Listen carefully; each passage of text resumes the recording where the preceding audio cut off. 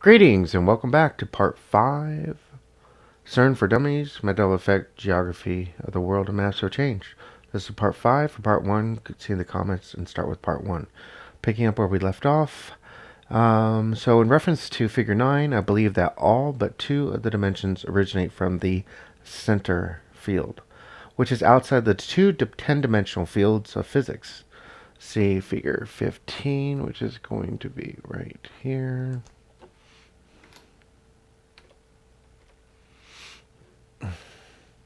The center invisible field of physics has 4 dimensions that the other 2 fields do not have. These 4 forces are used to stabilize the 4 forces of the universe.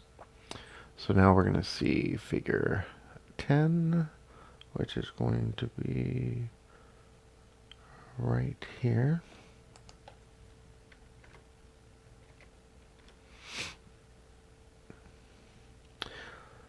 These 4 dimensions are used to stabilize the 4 forces of the universe. So we have a stabilizer here, here, here, and here, a total of 4. You can see how they are inside the diamond, which we talked about space and time, making them part of the visible field of physics. They also extend outside of space and time a little bit, being able to stabilize the 2 outer physical fields of physics, general relativity and quantum. So one and at the same time, they are in and outside of the physical universe. So now this brings us up to a total of 24 dimensions, with the 5th dimension originating from the bottom and the 26 originating from the top, which we went over. So dimensions 25 and 26 originate outside the 20 dimensions that are responsible for the laws of physics in the 2 outer fields. So 10 here, 10 here, 20 if you count that way. And the 4 dimensions that help stabilize the 4 forces. So we have 10, 10, and then we have the 4 up to 24, space and time, 25, 26. So this is another method of physics and how to the geometric sacred geometry of the universe. So in other words, they exist outside the 24. So the 4 forces also have their home outside the 24 dimensions, which I just mentioned. This makes it possible for the 4 forces to hold all 3 fields together, the strings in string theory, supersymmetry, and membranes in M theory together, by dimensions 25 and 26 existing outside of the 24 dimensions and outside of the 4 forces that are in the midst of the center field. It makes it possible for them to effectively stabilize all 3 fields, 24 dimensions, and the 4 forces. The end result is a universe in harmony. So at this point, I've not found a theological interpretation for the meaning behind the living creatures having 6 wings each. Searching my diagram for the meaning of the 6 wings each, you will notice that each of the 4 forces has 3 lines going into it and 3 going out. These lines represent what John was symbolically describing as wings. And now we're going to go to figure 13, which is down here. And I tried to show this in my earlier paper, and I showed the wrong diagram and kind of messed up. But basically, these are the living creatures I talked about, which also are the 4 forces.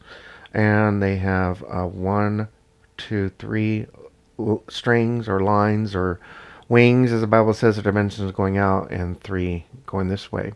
So in essence, they have command and control of, they have 6 wings each, which are 6 strings or dimensions.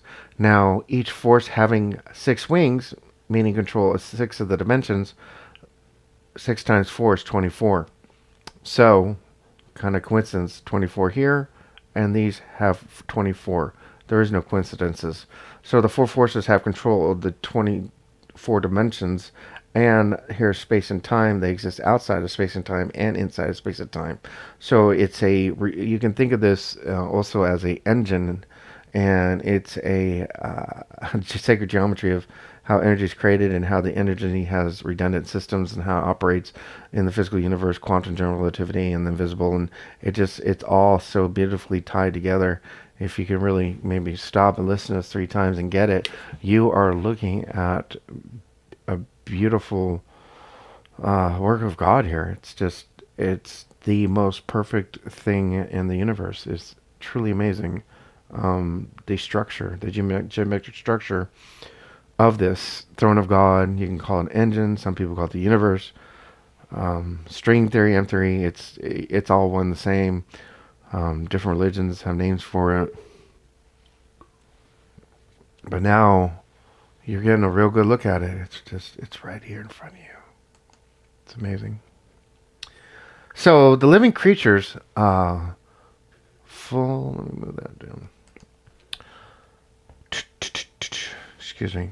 So the living creatures full of eyes around and within are two distinct descriptions of the creatures.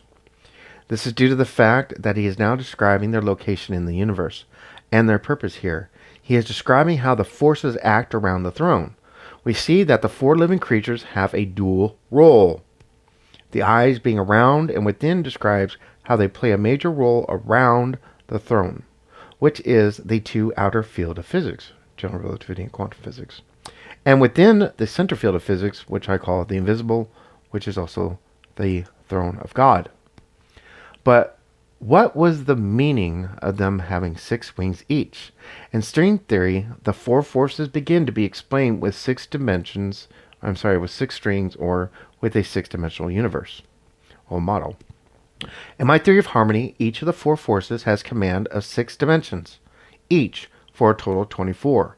This is why physicists believe that there are 6 dimensions curled up. This is why there are 4 different string theories that have 10 dimensions.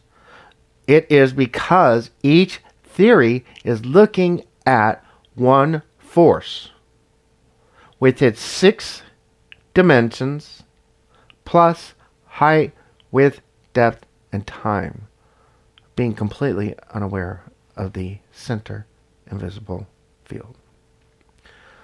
Oh, that's neat. The tangent x is supposed to be less than or equal to pi squared over 4. It's one of the equations we'll get into later. I'm not going to get into a lot of equations, but I'm going to explain this one and a few others. We're just doing high over level view. Okay, we're still recording. Here we go. Scientists believe that at the moment of the Big Bang, dimensions 1 through 4 began to expand, and the dimensions 5 through 10 became increasingly smaller, bound tightly up into a finite ball. My diagram clearly depicts in the two outer field of physics that 4 lines are light blue, well, if you see the painting, and 6 lines are red. This explains why theoretical physicists have come to the conclusion that out of 10 dimensions, there are 2 paths of evolution, divided into a group of 4 that are expanding and a group of 6 that are becoming increasingly smaller. The, quote, 7 lamps of fire, unquote, do represent the 7 spirits of God. This is the 6 triangles around the center circle and the diamond in the midst. See figure 16, which is going to be down here. If I can, dang it, I lost it again. Figure 16, come back. Here we go. All right. Why am I not seeing it? I did not lose. Figure 16 is supposed to be down here.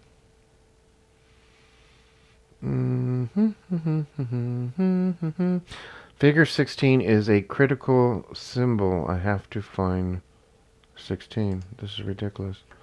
Let me flip through here. I can't continue this talk. Figure 16 is too critical. Alright, well, what I'm going to have to do is pause here.